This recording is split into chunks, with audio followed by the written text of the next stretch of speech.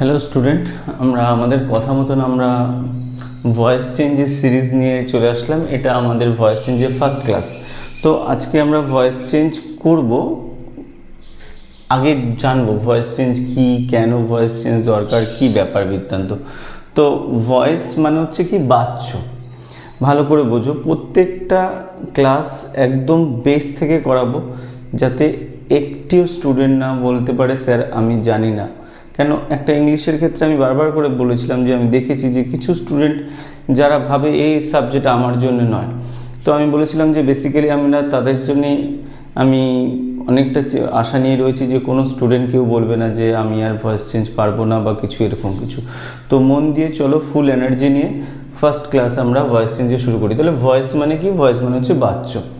তো ভয়েস হচ্ছে কি হয়, ভয়েস দু রকমের হয়, একটা হচ্ছে অ্যাক্টিভ, একটা হচ্ছে প্যাসিভ।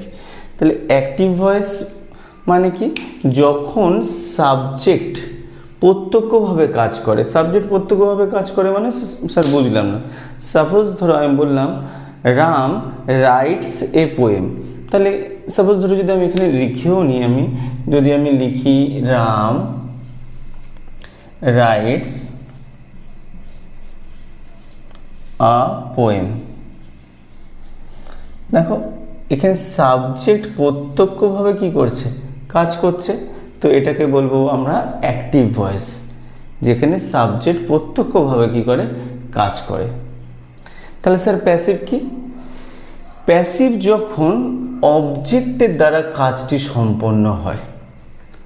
যেরকম যদি আমি বলি the poem is written by Ram, তখন সেটা হয়ে যাবে কি? প্যাসিভ। তো আমাদের আগে জানতে হবে যে অ্যাক্টিভ মানে কি, প্যাসিভ ভয়েস মানে কি। আমরা ধরে ধরে প্রত্যেকটা শিখবো। তাহলে আমরা বুঝলাম অ্যাক্টিভ মানে কি, প্যাসিভ মানে কি। তাহলে স্যার পরীক্ষায় কোনটা থাকবে, অ্যাক্টিভ থেকে প্যাসিভ না প্যাসিভ থেকে অ্যাক্টিভ? দুটোই। তবে মোস্ট প্রবাবলি যেটা জেনারেলি বেশি থাকে সেটা হচ্ছে অ্যাক্টিভ থেকে প্যাসিভ। ঠিক আছে, তাহলে অ্যাক্টিভ ভয়েস কি, প্যাসিভ ভয়েস কি আমরা বুঝলাম। এইবার টেন্স, কি কি টেন্সের ভয়েস চেঞ্জ হয়। তো এটা করানোর আগে বলে দিই, যদি কোনো স্টুডেন্ট টেন্সের ভিডিও না দেখে থাকো তো অতি অবশ্যই একটু সময় করে টেন্সের ভিডিও দেখে নাও। খুব বেশি হলে কিছু মিনিট লাগবে। আমার মনে হয় ওটা দেখার পরে যদি তুমি এটা করো খুব সুন্দর হবে। কেন, এখানে আমরা দেখব যে টেন্স যদি আমরা স্ট্রাকচার না জানি তাহলে আমাদের ভয়েস চেঞ্জ বুঝতেই অসুবিধা হবে। তো যদি তোমরা কেউ না দেখে থাকো অবশ্যই তারা কি করবে, টেন্সের ভিডিও দেখো, দেখে তারপরে এই ক্লাসটি দেখো। এবার কি কি হয় আমরা দেখেছি, সিম্পল প্রেজেন্ট টেন্সের ভয়েস চেঞ্জ হবে, প্রেজেন্ট কন্টিনিউয়াস টেন্সের ভয়েস চেঞ্জ হবে, প্রেজেন্ট পারফেক্ট টেন্সের ভয়েস চেঞ্জ হবে, কিন্তু প্রেজেন্ট পারফেক্ট কন্টিনিউয়াসের ভয়েস চেঞ্জ হয় না। তাহলে simple present, present continuous, present perfect, এই তিনটে ভয়েস চেঞ্জ হয়। আবার যদি আমরা পাস্টে যাই, সিম্পল পাস্টের ভয়েস চেঞ্জ হবে, পাস্ট কন্টিনিউয়াসের ভয়েস চেঞ্জ হবে, পাস্ট পারফেক্টের ভয়েস চেঞ্জ হবে, আবার পাস্ট পারফেক্ট কন্টিনিউয়াসের ভয়েস চেঞ্জ হবে না। আবার ফিউচারে সেম একই রকমভাবে আমরা করব। ঠিক আছে, তো এইভাবে আমরা টেন্স ধরে ধরে প্রত্যেকটা টেন্সের জন্য আলাদা আলাদা ভয়েস চেঞ্জের স্ট্রাকচার আছে এবং প্রত্যেকটা টেন্স অনুযায়ী আলাদা আলাদাই ক্লাস দেওয়া হবে। এইবার সেন্টেন্স দেখব, অ্যাফার্মেটিভ সেন্টেন্স কীভাবে ভয়েস চেঞ্জ করা যায়, নেগেটিভ সেন্টেন্সের কীভাবে ভয়েস চেঞ্জ করা যায় এবং ইন্টারোগেটিভ সেন্টেন্সের কীভাবে ভয়েস চেঞ্জ করা যায়। তাহলে এই হচ্ছে আমাদের ভয়েস চেঞ্জ জানতে হলে এই জিনিসটা জানতে হবে। আর একটা মোস্ট প্রবাবলি যেটা জানতে হবে, প্রত্যেকটা সাবজেক্টের অবজেক্ট ফর্ম কী, এটা হচ্ছে মোস্ট প্রবাবলি তোমাদের মুখস্থ করতে হবে, নাহলে এটা পরে গিয়ে কনফিউশনে পড়বে। কীরকম আমি একটু শর্টকাট বুঝিয়ে দিচ্ছি। সাপোজ ধরো এটা সাবজেক্ট ফর্ম, আর এদিকে ধরো আমি লিখছি অবজেক্ট ফর্ম।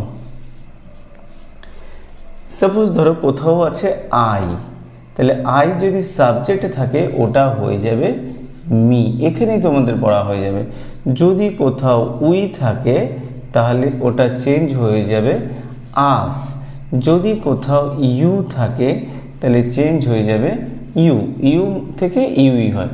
কোথাও যদি হি থাকে চেঞ্জ হয়ে যাবে হিম, এবং কোথাও যদি শি থাকে তাহলে হয়ে যাবে হার। কোথাও যদি দে থাকে তাহলে হয়ে যাবে সেটা দেম। এটা তোমাকে মুখস্থ করতে হবে। ঠিক আছে, তাহলে সাবজেক্টে যদি আই থাকে তাহলে মি, উই থেকে আস, ইউ থেকে ইউ, হি থেকে হিম, শি থেকে হার, দে থেকে দেন।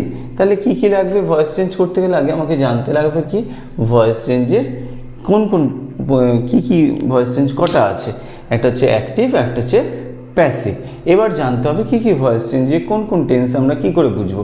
আমরা এরপরে যখন আমরা টেন্স অনুযায়ী করব, আমরা খুব সহজে বলে দেবো, তুমি ভয়েস চেঞ্জ দেখে বুঝে যাবে ভয়েস চেঞ্জ এটা কোন টেন্সের হবে। আর সেন্টেন্সে কি কি থাকে, একটা অ্যাফার্মেটিভে করতে হয়, একটা নেগেটিভে দিয়ে দেয়, অথবা ইন্টারোগেটিভে দিয়ে দেয়। অ্যাফার্মেটিভ মানে আমরা জানি, সাপোজ ধরো আমি অ্যাফার্মেটিভে বললাম আই নো ইউ, হলো, এটা হলো অ্যাফার্মেটিভ। এবার যদি এটাকে নেগেটিভ করতে দেয় তাহলে আমরা আগেই শিখেছি, এর আগেই জানি I do not know you. এবার ইন্টারোগেটিভ তাহলে কি হবে, এটা ডু আই নো ইউ। এগুলো কিন্তু সব কোশ্চেন। তো এরকম তোমাদের ভয়েস চেঞ্জ দিয়ে দেবে। এটা হচ্ছে অ্যাফার্মেটিভে থাকবে, এই ভয়েস চেঞ্জ কীভাবে করতে হবে। এটা নেগেটিভে থাকবে, এরকম ভয়েস চেঞ্জ কী করে করতে হবে। অথবা এটা ইন্টারোগেটিভে থাকবে, এই ভয়েস চেঞ্জ কীভাবে করতে হবে। তাহলে আমরা শুধু এই ক্লাসটাতে জানলাম যে ভয়েস চেঞ্জ কী কী পদ্ধতিতে ভয়েস চেঞ্জ হবে, কোন কোন সেন্টেন্সের হয়, আর এর সাবজেক্টের ফর্মুলা কী এবং অবজেক্টের ফর্মুলা কী। এইবার আমরা কি করব, ভয়েস চেঞ্জের সিরিজ শুরু করব। এরপরে আমরা প্রত্যেকটা যে ক্লাস দেব সেই ক্লাস অনুযায়ী simple present, present continuous, present perfect, আবার আমরা পাস্টের ভিডিও দেব। তো মনে করে প্রত্যেকটা ক্লাস ভালোভাবে করবে, আশা করি এরপরে তোমাদের কোনো অসুবিধা হবে না। এটা গেল আমাদের জেনারেল রুলস, যে ভয়েস চেঞ্জ করতে গেলে কীরকম ভয়েস চেঞ্জ কী ব্যাপার। আর ভালো করে বলি, ভয়েস চেঞ্জ যারা ক্লাস টেনে আছো ভালো করে ভয়েস চেঞ্জ করো, কারণ তোমাদের এবার প্রসেসিংও তোমাদের খুব ইম্পর্টেন্ট। আর প্রসেসিং জানো তো তোমরা, প্রেজেন্ট টেন্সের প্যাসিভ ফর্মুলা না জানলে প্রসেসিং তোমরা করতে পারবে না। তো যাই হোক, এটা নিয়ে খুব ভালো করে মন দিয়ে দেখো। আমরা নেক্সট ভিডিওতে সিম্পল প্রেজেন্ট থেকে শুরু করব। ওকে, টাটা।